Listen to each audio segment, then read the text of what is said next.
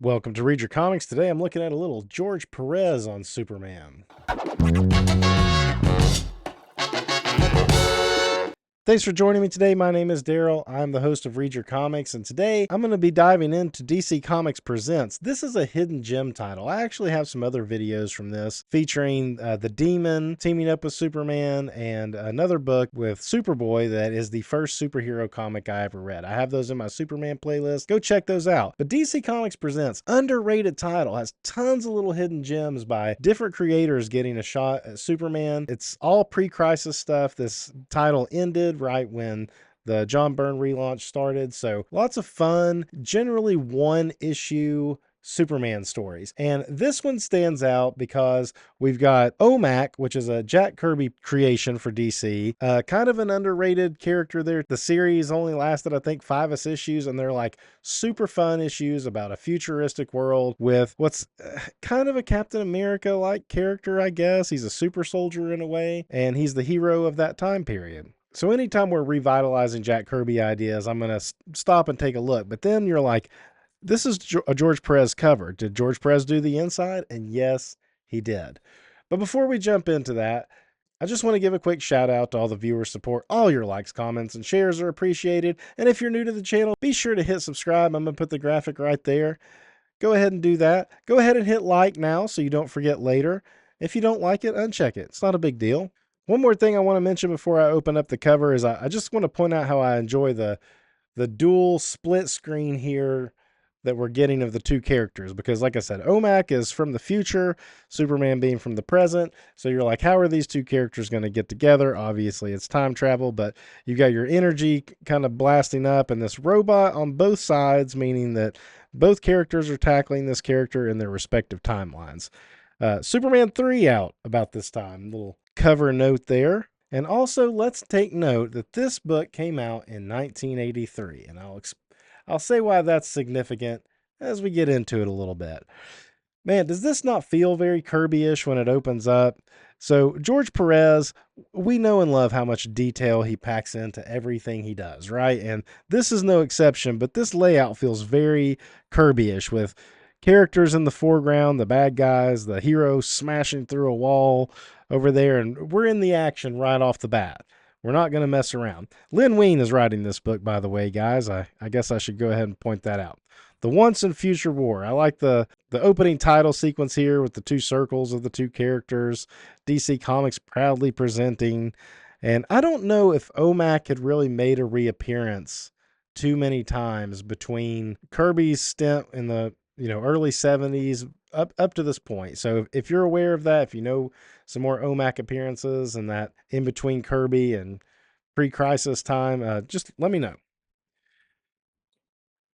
Full-blown George Perez layouts, lots of long, skinny panels, just packed with detail in each one. Each one is like its own little splash in the middle. And it is letting us know who OMAC is and what he does. And he works with Brother Eye, this satellite that in space that he communicates with and can do certain things. They're busting into this lab with these mad scientists, and they're sending back this robot into a chronal displacer to go back in time for some reason. This killer robot that's called a murder mech, of all things. It's not really my favorite design on the murder mech, I'll be honest. It's got these like short stumpy legs and these longer arms. It doesn't look as intimidating as it could. I mean, these like spikes on the side, sure, but it feels very like smushed into the panel here. Look at all this Kirby crackle. Look at that. All in like just the edges and stuff. Wasting no space. OMAC is going to go ahead and jump in to follow the murder mech wherever it is being sent, which we know is going to be in modern day Metropolis. Look at this Metropolis skyline and the detail in that. George Perez not messing around. There's like not a hostage situation, but these like thugs are holing up inside this business that they were robbing, I guess, and they're kind of saying how they're not gonna retreat. It's very classic cops and robbers feeling. When the murder mech robot just happens to show up right there, and they're all kind of taken aback. They weren't ready for it to appear, and at first they shoot at it, But then they realize that it's going to go out and destroy the police. Now look, its legs are a little longer here. It's more intimidating looking there. Before we turn the page, let's check out this Joe Kubert ad for these Sergeant Rock Remco toys. That's pretty awesome. Superman, of course, hears the murder mech robot and is coming in to stop it. Look at this perspective. This is almost like it was taken with like a 360 camera or something. I love that the warping of the skyline as Superman is coming down, the foreshortening of the body and everything. It really feels like Superman's kind of coming down on top of you. So Superman goes to take on the murder mech robot here. A lot of this rubble also reminds me of like John Byrne, right? I feel like that was something that these guys in these early 80s period were learning how to like just dash out some rubble fairly quick. And it smashes a car on Superman, which doesn't faze him at all. And he launches forward, and I love this shot of Superman right here. And we're going to revisit this shot too later on. So, put a pin in it right there. Superman with some pretty cliche dialogue here. Like, I don't know where you come from, but I know where you're going. The scrap heap.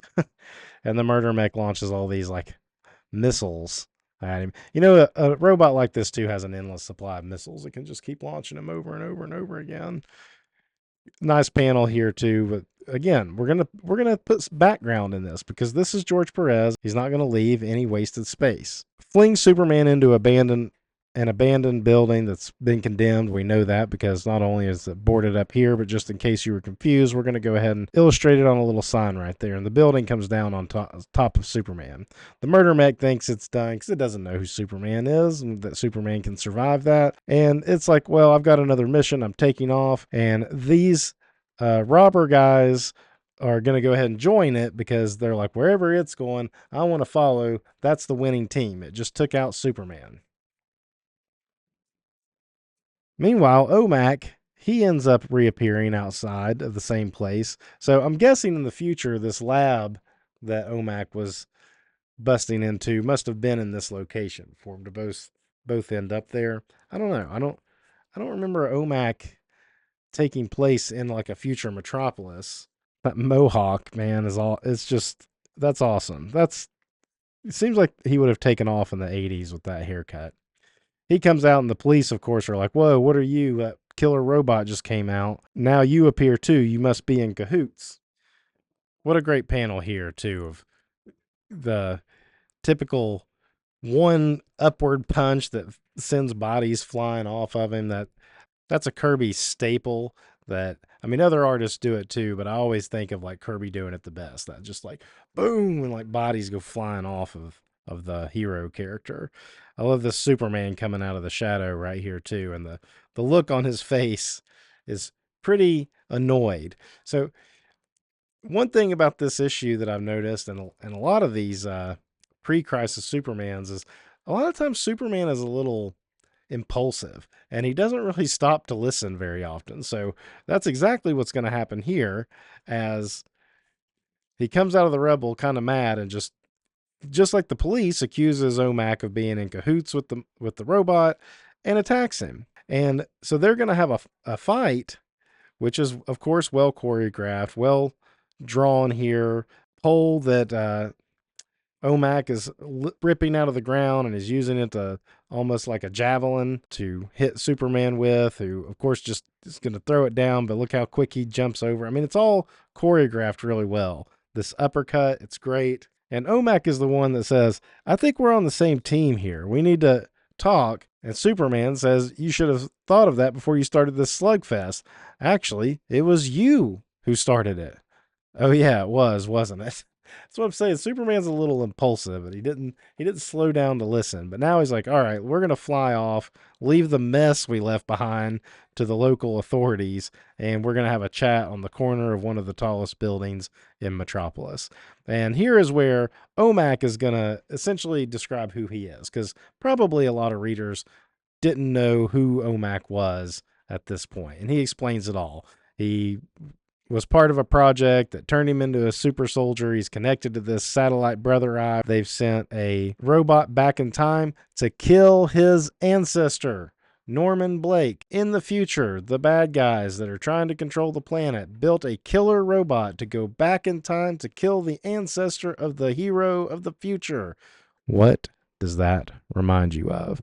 This is 1983. A certain movie would come out in 1984 about a killer robot that comes back in time to kill the hero of the future. Well, to kill the hero of the future's mother. I'm talking about Terminator. If you don't know, I'm talking about Terminator. Anyway, maybe that's like a science fiction trope that's been in other stuff and Terminator stole it from somewhere else. And I'm not even saying that James Cameron or whoever the writer was for the original Terminator stole it from this per se, but the similarities are pretty striking.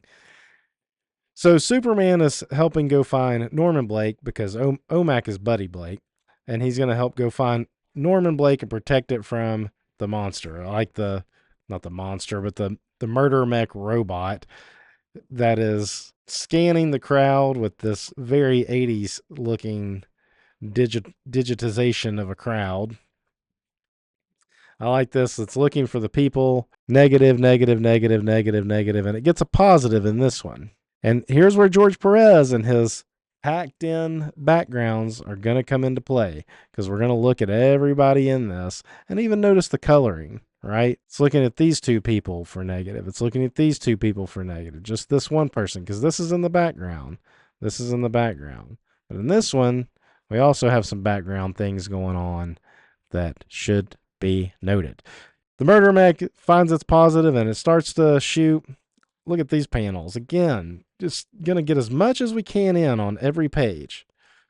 Superman swoops in to stop the unending supply of rockets. He's going to put this guy up here. Says, "Don't worry, Mr. Blake. We're going to, but I'm not. Don't worry, we've got this under control." Not listening, Superman. You're not listening. Goes on to keep taking on the robot. This I loved. This flying around. Well, first he knocks it into a big hole, or he hits it so hard it falls down through the floor into the subway. But I love this swooping around motion we get right here into the hole.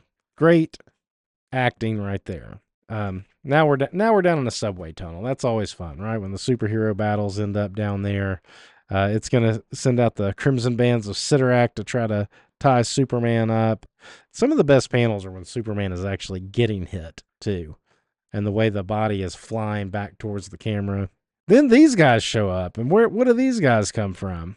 These are the thugs that followed the murder mech robot earlier, and the murder mech has built these like little hover tanks for him. What did he build them out of? Where did he get this material and do it so fast? He did it in like an afternoon. Kind of silly, but this is just a nice one-off Superman story, like I was saying from the beginning. OMAC is actually going to take them on, while Superman, it is his book. He gets to take on the bigger bad in the murder mech robot. And again, we got good acrobatics through the air. He cannot fly. He's, like I said, he's kind of Captain America-ish minus the shield. His shield is actually a floating satellite, which he does not have contact with in this. Look at that, ripping it off. There's our 80s rubble. And then here's Brother Eye in the future has somehow been able to send a message back through time to get to OMAC. It's something that only he can do to OMAC, or it can do. Man, turn the page to this.